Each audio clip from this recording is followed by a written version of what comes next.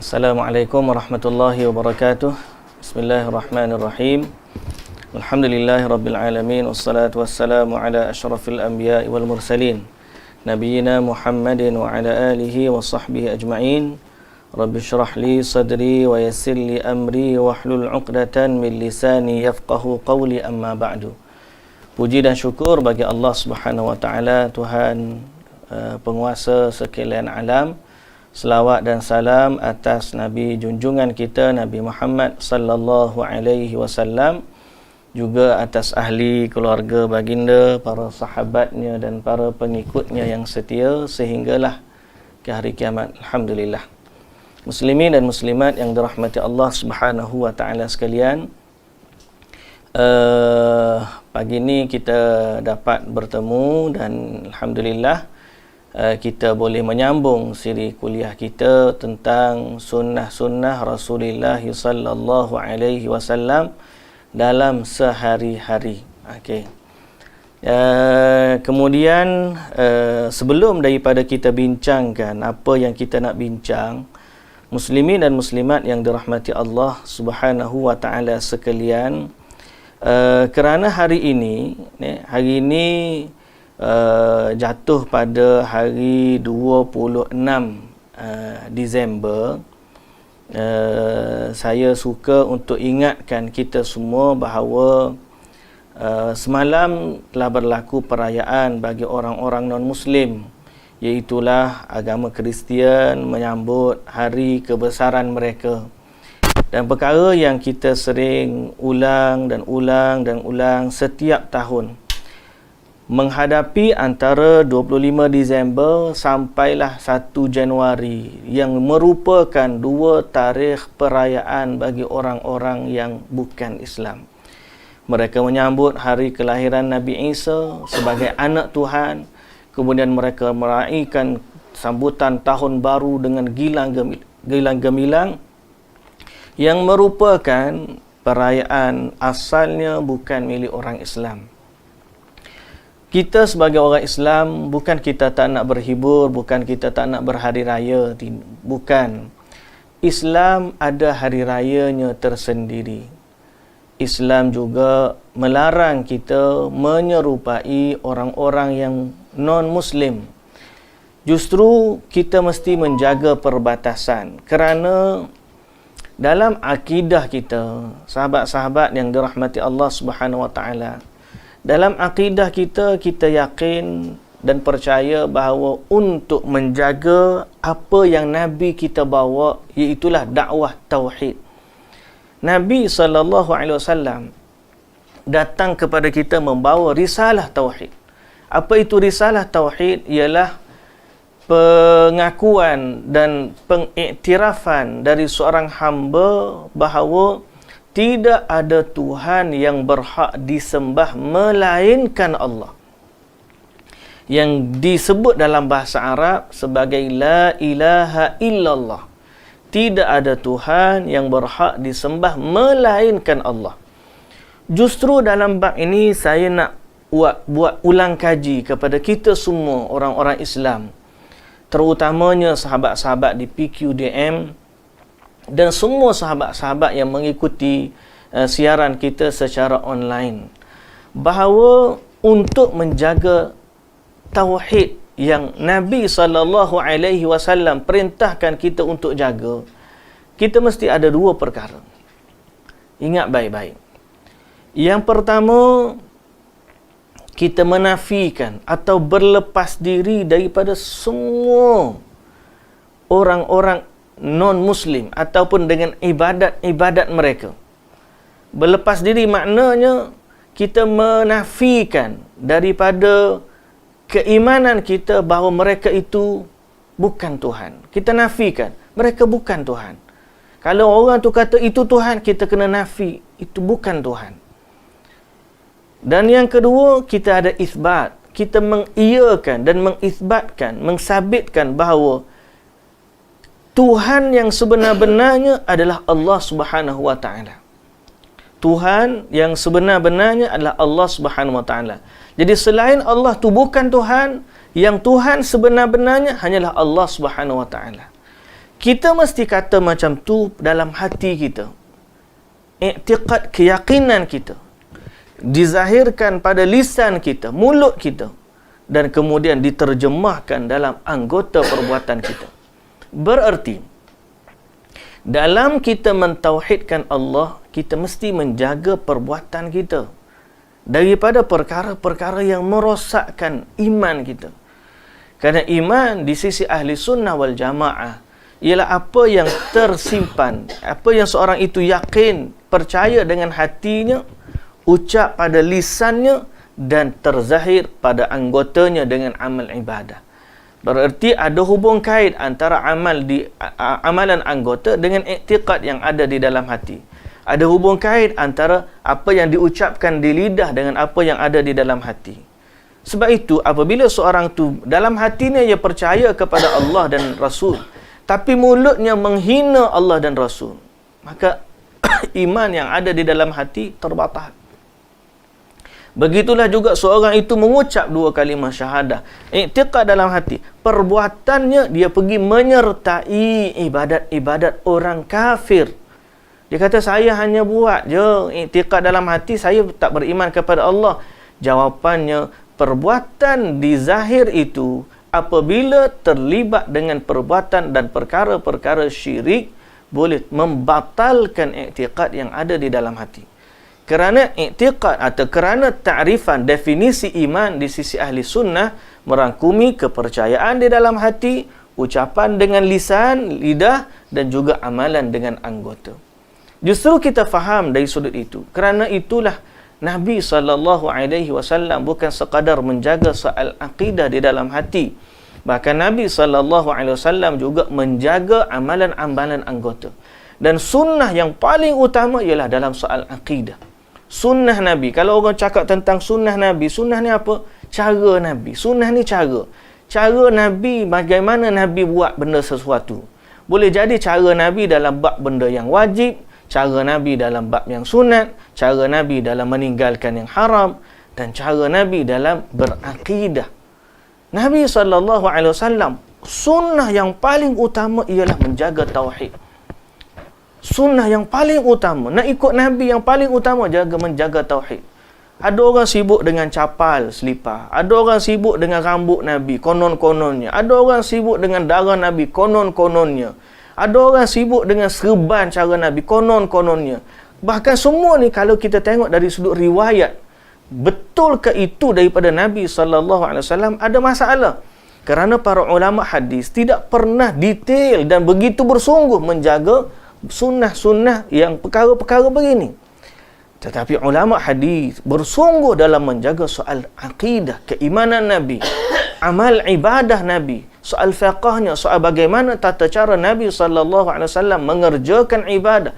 Ini keutamaan mereka, sehingga kita akan tengok dalam Jami' as-Sahih, Sahih Al-Bukhari, dan juga Sahih Muslim, ada kitabul iman, kitab fiqh, kitab semua perkara berkaitan dengan amal ibadah yang ada pada Nabi SAW. Tambahan lagi, Allah Subhanahu Wa Taala sewaktu Nabi SAW diajar untuk menyertai ritual-ritual orang kafir. Setelah daripada orang kafir ni nak harmonikan antara pertikaian yang berlaku di antara Nabi dan Quraisy, mereka nak harmonikan. Orang Quraisy jangan bergaduh dengan Nabi Muhammad. Kerana mereka kita ni semua satu keluarga. Tak payahlah begini. Akhirnya mereka datang dengan satu cadangan yang harmoni pada sudut pandang mereka. Apa dia? Kita bergilir. 1 tahun kami sembah Tuhan kamu Allah. 1 tahun kemudian kamu pula sembah Tuhan kami, berhala-berhala kami. Jadi kita tak bergaduh. Kita harmonikan perselisihan ini. Turun ayat Quran. Allah Subhanahu Wa Taala ingatkan Nabi SAW. Dari apa ayat tersebut? Surah Al-Kafirun. Qul ya ayyuhal kafirun la a'budu ma ta'budun wa la antum 'abiduna ma a'bud wa la ana 'abidun ma 'abadtum wa la antum 'abiduna ma a'bud lakum dinukum waliyadin. Apa maksud ayat itu? Allah perintahkan kepada Nabi SAW untuk berkata kepada orang-orang kafir, Apa dia Allah Ta'ala perintahkan untuk kata, la a'budu ma ta'budun. Aku sekali-kali tidak akan sembah apa yang kamu sembah. Wala antum abiduna ma'abud. Sebagaimana engkau sekali-kali tidak akan sembah apa yang aku sembah. Dan diulang lagi sekali, bahawa aku sesungguh-sungguhnya sekali-kali tidak akan sembah apa yang kamu sembah. Sebagaimana kamu juga sekali-kali tidak akan menyembah apa yang aku sembah. Lalu Allah Ta'ala letakkan satu garis, red line, border, pemisah antara Islam dan kafir. Lakum dinukum waliyadin. Aku jaga agama aku, kamu dengan agama kamu. Ayat ini telah memberi satu kefahaman yang sangat-sangat jelas bagi orang-orang yang beriman, bahawa kita tidak boleh menyertai ritual orang-orang kafir. Ritual ibadah mereka, ritual penyembahan mereka, ritual penyembelihan waktu mereka persembahkan kepada Tuhan-Tuhan mereka, dan apatah lagi ritual perayaan-perayaan yang berkait dengan kepercayaan agama mereka. Ada orang buat kepercayaan hari sambutan roh keluar, waktu dia masuk, dia buat mata kuih, letak vitagen, pasang lilin dan sebagainya. Tiba-tiba kita pergi buat, kita kata saja-saja je aku nak buat macam tu. Seronok-seronok nak ikut orang-orang kafir, nak ikut jiran buat juga. Lah, tidak boleh. Kerana perbuatan tersebut, walaupun hati dia kata aku buat je, tak. Perbuatan tersebut adalah perbuatan mempersembahkan sesuatu kepada selain Allah. Maka perbuatan itu yang dia buat dengan zahir dia, anggota dia, telah merosakkan iman yang ada di dalam hati. Jadi perbuatan begitu. Waktu kita sangat tegas dalam masalah ini, bahawa tidak boleh menyertai perayaan agama orang-orang non-Muslim. Bukan kerana kita tak nak harmoni dengan mereka, tak. Tetapi kita kena jaga batas agama kita. Kerana yang kita harapkan daripada keredaan dan hubungan harmoninya antara kita dengan mereka, kita lebih mengutamakan harmoninya kita dengan Allah Subhanahu Wa Taala. Bahawa Allah tidak suka disyirikkan. Allah murka disyirikkan. Dosa yang paling besar di sisi Allah adalah syirik, dan Allah tidak akan mengampunkan orang-orang yang berbuat syirik.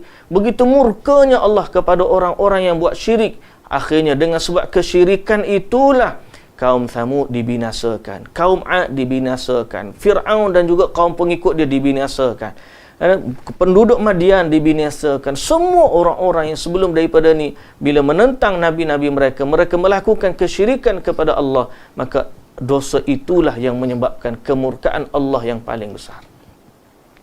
Justru kita sebagai orang Islam, muslimin dan muslimat yang dirahmati Allah, maka hari ini kita jaga agama kita. Kita jaga agama kita. Janganlah sekali-kali menyertai perayaan orang-orang non-Muslim dalam ritual ibadat mereka. Berbalik kepada isu, contohnya Merry Christmas. Apakah ini perayaan suka-suka, pakaian tu semua ada makna. Even orang-orang Kristian sendiri bukan semuanya sambut hari Christmas pada 25 Disember. Tiba-tiba kita orang Islam nak pergi sambut menyertai hari 25 Disember. Sangat-sangat tidak patutlah. Okay? Mereka ada persertakan. Mereka kata pertama, sebab 25 Disember hari lahirnya Nabi Isa. Kita katakan tidak, salah. Di sisi kita Nabi Isa, kalau betul nak sambut hari kelahiran Nabi Isa, biar sambut pada hari yang betul. Tapi tak, 25 Disember bukan hari lahirnya Nabi Isa alaihissalam. Di sisi Kristian pun ada pertikaian. Di sisi kita apa lagi? Dan kita berhujah dengan Quran. Quran kata Nabi Isa beranak di musim kurma masak. Sedangkan kurma masak musim panas, bukan musim sejuk. Musim sejuk 25 Disember musim sejuk. Musim panas dalam bulan 5, bulan 6 atau bulan 7 macam tu. Itu waktu kurma masak. Sebab Allah Ta'ala sebut dalam Quran, waktu Maryam nak melahirkan Nabi Isa, dia berduduk di bawah pokok kurma. Dalam kesakitan itu setelah melahirkan, Allah Ta'ala suruh dia goncangkan pokok kurma sehingga turun daripadanya rutaban janiyah. Kemudian waktu dia lari tu ada pengembala kambing. Yang dia lalu tu dijumpa dengan pengembala kambing. Orang letak kambing dia di gunung. Pun penggembala mana ada buat keluar kambing-kambing mereka untuk diletak di padang ragut di musim sejuk? Tak ada. Ini semua indikator kita seorang Islam. Orang Islam meyakini bahawa Nabi Isa bukan lahir 25 Disember. Tiba-tiba orang Islam kita nak pergi sambut perayaan tersebut. Dari sudut fakta pun salah dah. Yang kedua, orang kafir ataupun orang Kristian, mereka sambut hari kelahiran anak Tuhan. Kenapa dia sambut? Kerana dia anggap Nabi Isa tu anak Tuhan. Maka dia ada kaitan dengan waktu dia disalib, sama dengan waktu dia dilahirkan dan sebagainya, bla bla bla, cerita dia. Sebenarnya dia ada hubung kait dengan pemujaan mereka terhadap Nabi Isa, yang mereka anggap Nabi Isa tu anak Tuhan. So kita sebagai orang Islam, apakah kita redha bahawa Allah Ta'ala tu dikatakan ada anak? Hasya wa kalla, mustahil. Tuan-tuan tahu tak? Dalam surah Maryam lah. Dalam surah Maryam, Allah Subhanahu Wa Ta'ala telah menjelaskan bahawa ada orang mengatakan Allah ni memiliki anak. Dan Allah menceritakan reaksi. Macam mana langit dan bumi bereaksi. Hasil atau rentetan daripada mendengar dakwaan Allah memiliki anak. Allah Subhanahu wa taala kata takadu samawati yatafattarna minhu wa tanshaqqul ardu wa takhirrul jibalu hadda an da'u lirrahmani walada wama yanbaghi lirrahmani an yattakhidha walada. Kata Nabi, kata Allah Subhanahu wa taala dalam surah Maryam, saya bagi nombor ayat. Mungkin ada sahabat-sahabat yang nak rujuk ayat ni. Ayat ni kita ulang dan ulang setiap tahun. Dan perkara ni kena diulang-ulang setiap tahun. Pasal apa? Sebab orang Islam ni saban tahun orang panggil apa? Terbabas, terlibat dengan apa yang kita sebutkan ini. Ni Allah Subhanahu wa taala sebut dalam ayat surah Maryam. Okey. Surah Maryam ayat yang ke 88 lagi kita ambil 88, 89, 90, 92. Okey, surah Maryam, surah yang ke-19 ayat 88. Cuba kita perhatikan, tadabbur sikit ayat ni. Kebetulan ini isu yang berlaku sekarang ini. Baru-baru saja 25 Disember orang Islam kita turut menyertai. Ada yang pakai topi Santa Claus lah. Ada budak-budak yang pergi ambil gambar dengan kereta Santa Claus lah. Ada yang sebahagiannya beli pokok Christmas tu, letak pula rumah dia, kemudian ambil pula gambar dan sebagainya. Ada setengah di Facebook pun letak gambar dan sebagainya. Tuan-tuan, ini agama. Agama ni kena ambil serius. Pasal apa? Kita bimbang agama ini akan Allah Subhanahu Wa Taala tidak terima sajalah kita. Baik, Allah Subhanahu Wa Taala sebut dalam ayat surah Maryam ayat 88, surah yang ke-19. Wa qalu ittakhadhar rahman walada. Maksud apa? Dan orang yang kafir, mereka yang kafir itu berkata, Allah, yakni Ar-Rahman, mempunyai anak. So, dia kata apa? Allah ni ada anak.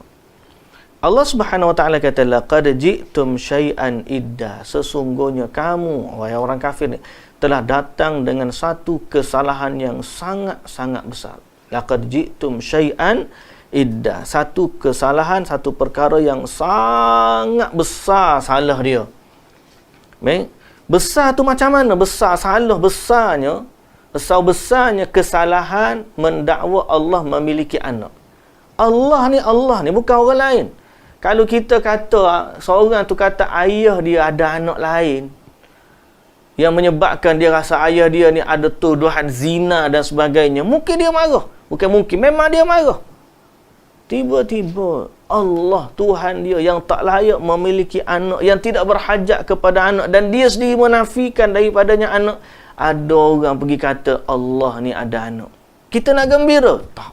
Malah kita rasa benci dan kita rasa marah dan kita rasa takut kemurkaan yang akan datang dari Allah Subhanahu Wa Taala kerana perkataan tersebut. Apa yang berlaku? Reaksi langit dan bumi di saat dia mendengar orang menuduh bahawa Allah memiliki anak. Bacalah surah Maryam ayat 90 ni. Kata Allah Subhanahu Wa Taala, takadu as-samawati yatafattarna minhu wa tanshaqqul ardu wa takhirrul jibalu hadda an da'u lirrahmani walada. Nyaris-nyaris, hampir-hampir. Takadu as-samawati yatafattarna, hampir-hampir 7 lapis langit itu. Langit lapis samawat, langit-langit yang berlapis, semua langit yatafattarna, hampir-hampir pecah.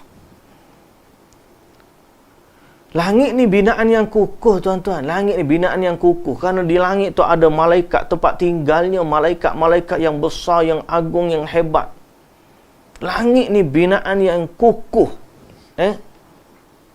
Allah Subhanahu wa taala sebut was-samaa abadainaha biaidin. Kami kuatkan binaannya.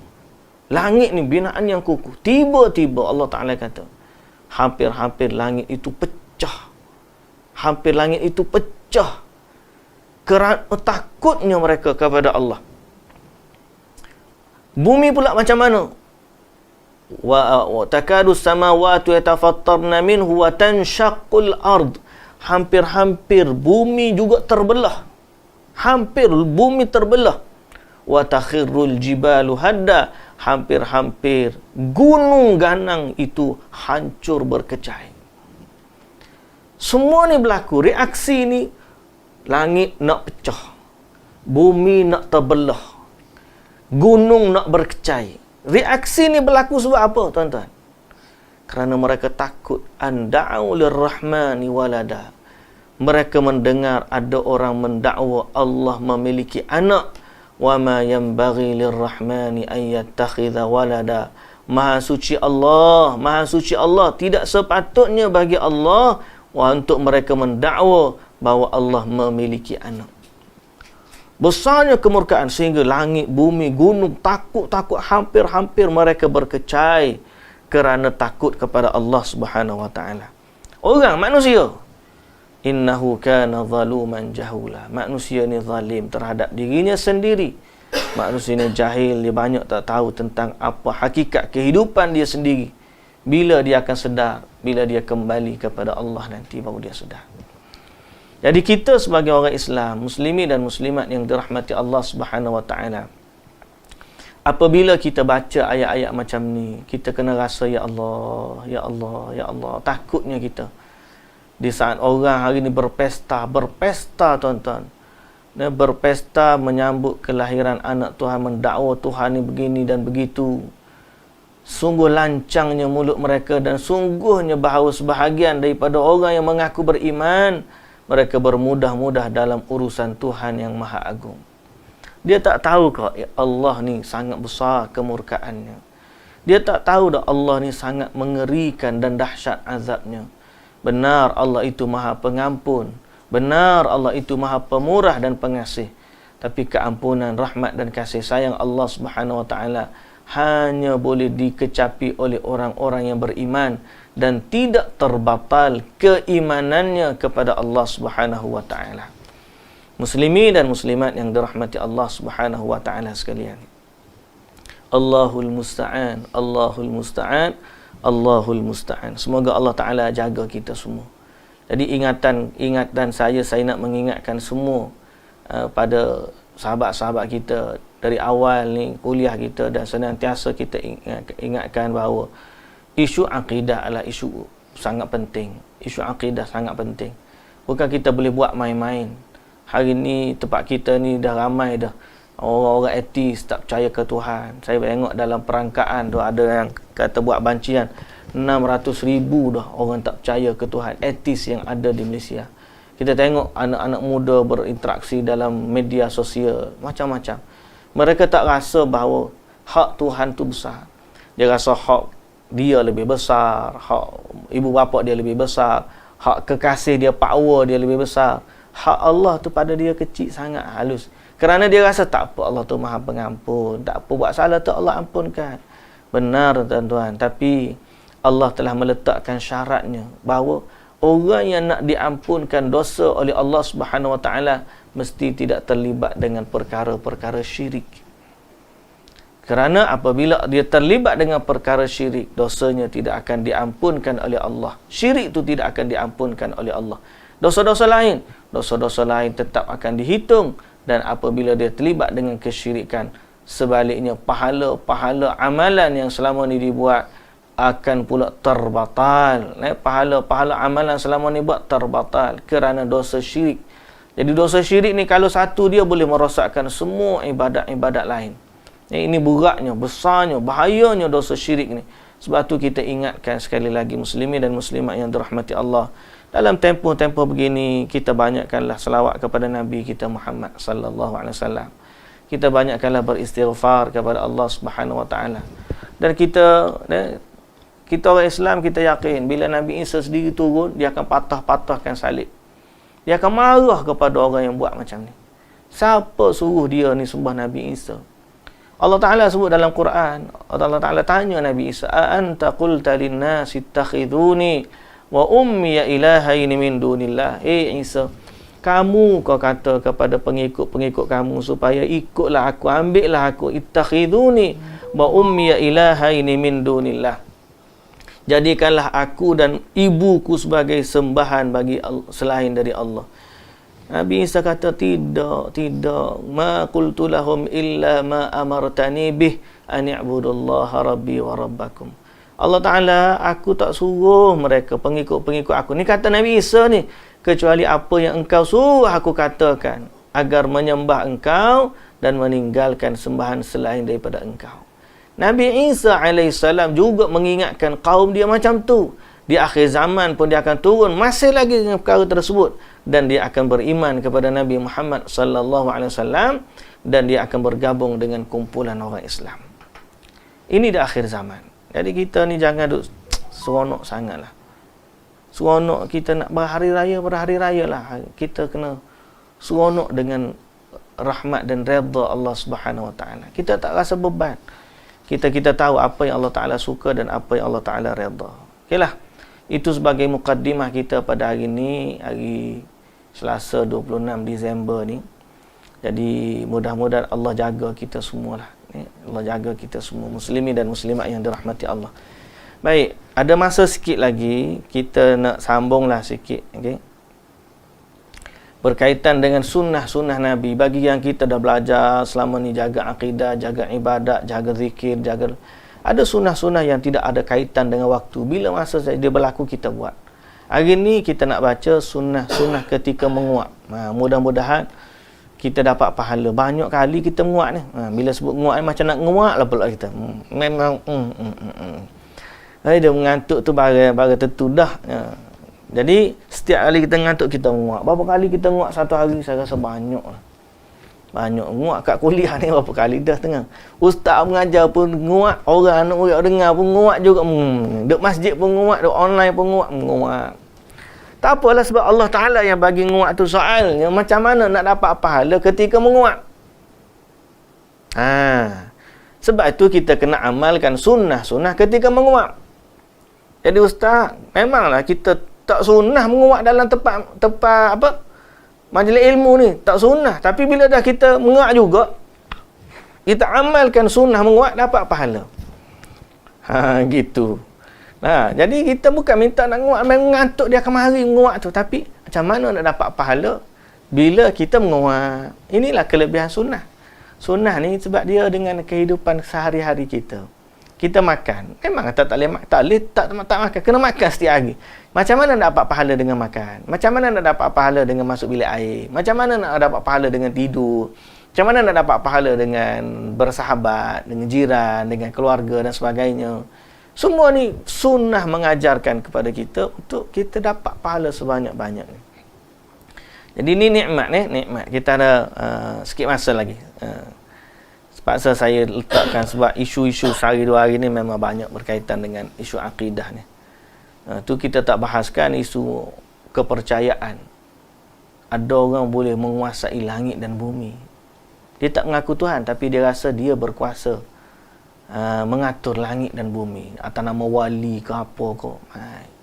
Ini semua benda-benda yang Nabi SAW tak ajar, dan Nabi sangat anti benda-benda macam ni.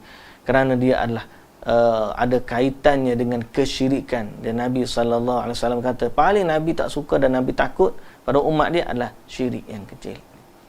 Baik, jadi kembali kepada sunnah ni, sembali pada berpegang teguh dengan sunnah. Begini, gigit dengan gigi geraham Nabi SAW kata. Sunnah ketika menguap. Disunnahkan untuk menahan mulut ketika ingin menguap dan atau menutupnya dengan tangan. Dalilnya Abu Hurairah radhiyallahu anhu meriwayatkan daripada Nabi SAW, Allah suka kepada orang bersin dan tidak suka kepada orang menguap. Sudah. Kita ni banyak nguap, tiba-tiba kena tahan lah. Allah suka kepada orang bersin. Bersin banyak, alhamdulillah. Bersin, alhamdulillah. Allah tak suka pada orang menguap. Jika seorang bersin dan memuji Allah, maka menjadi hak setiap Muslim yang mendengarnya untuk menjawabnya dengan yarhamukallah. Adapun menguap, ni kau ni. Menguap ni ia ada daripada syaitan. Menguap ni daripada syaitan. Maka hendaknya seseorang menahannya sekemampuan. Maknanya kalau dia dia jangan muak bah. Biarlah dia tutup mulut dia. Lepaskan apa yang dia lepas. Jangan buat. Jangan buka mulut gitu.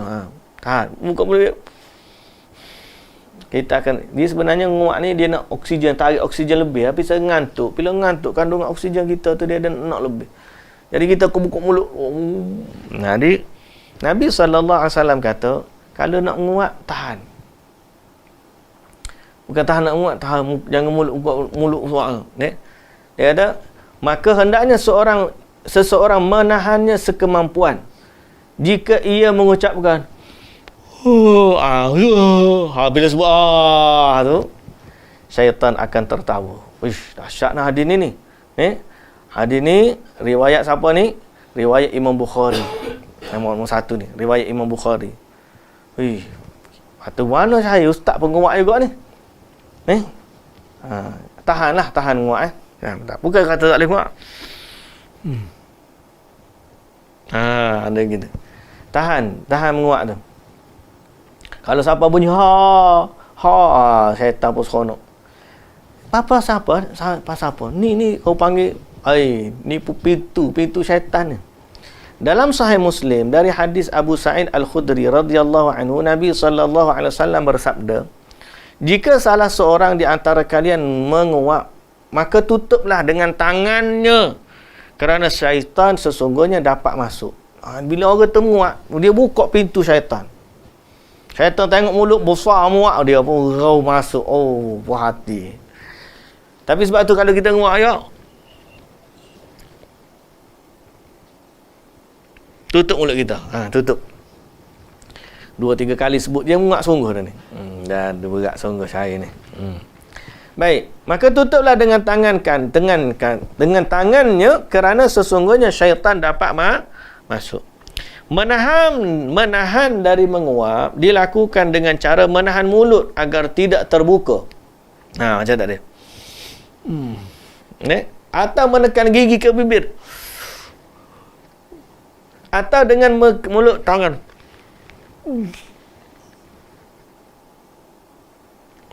Hidup. Ibnu Hajar rahimahullah berkata, adapun menguap maka ia dari syaitan. Ibnu Battal berkata, menyandarkan menguap kepada syaitan bermakna adalah syaitan suka jika melihat manusia menguap. Dia suka benar, dia tengok. Bukan dia yang buat kita menguap, tapi dia sangat suka kita menguap ni. Kerana dalam keadaan itu, wajah manusia menjadi berubah. Sehingga syaitan pun tertawa, bukan maknanya bahawa syaitan juga menguap. Ibn Hajar kata syaitan tak menguap, cuma dia tengok kita menguap tu dia tertawa, seronok dia. Jadi cara dia ialah kita tutup mulut kita atau kita ketat bibir kita, jangan bagi dia terbuka luas. Kalau kita tengok macam pelik menguap, lebih pada rimau, lebih pada singa nak menguap ni. Ibn al-Arabi berkata, telah kami jelaskan bahawa perbuatan yang makruh dinisbahkan oleh syariat kepada syaitan kerana ia adalah perantaranya, dan setiap kebaikan akan dinisbahkan kepada malaikat kerana ia adalah perantaranya. menguap melahirkan kemalasan. Dan hal itu dengan perantara syaitan. Sementara bersin berasal dari sedikit makan yang melahirkan semangat, dan hal itu dengan perantara malaikat. Al-Imam Nawawi rahimahullah berkata, menguap dinisbahkan kepada syaitan kerana ia mengajak kepada syahwat, iaitu ketika badan terasa berat dan mengajak untuk istirahat. Yang dimaksudkan adalah peringatan untuk tidak melakukan perbuatan yang dapat melahirkan hal itu, iaitu terlalu banyak makan. Okey. Kemudian lebih baik bagi orang yang menguap ada tidak mengeluarkan suara. Pertama, sunat dia tutup mulut. Sama ada tutup dengan bibir atau ketap dengan gigi ataupun tutup dengan tangan. Yang kedua, jangan keluarkan suara.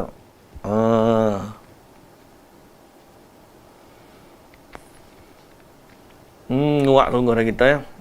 Tapi ni bukan lain nak suruh tu. Cara tu lah. Yang kedua, tidak mengeluarkan suara saat menguap. Berkata ha ataupun atau suara yang lainnya, kerana hal itu dapat mengundang tawa syaitan kepadanya. Ya ke? Ada hadis cerita ni. Abu Hurairah radhiyallahu anhu menceritakan dari Nabi sallallahu alaihi wasallam bahawa Nabi sendiri kata, Nabi kata menguap dari syaitan. Menguap ni daripada syaitan. Jika salah seorang di antara kamu menguap, maka tahanlah sekemampuannya.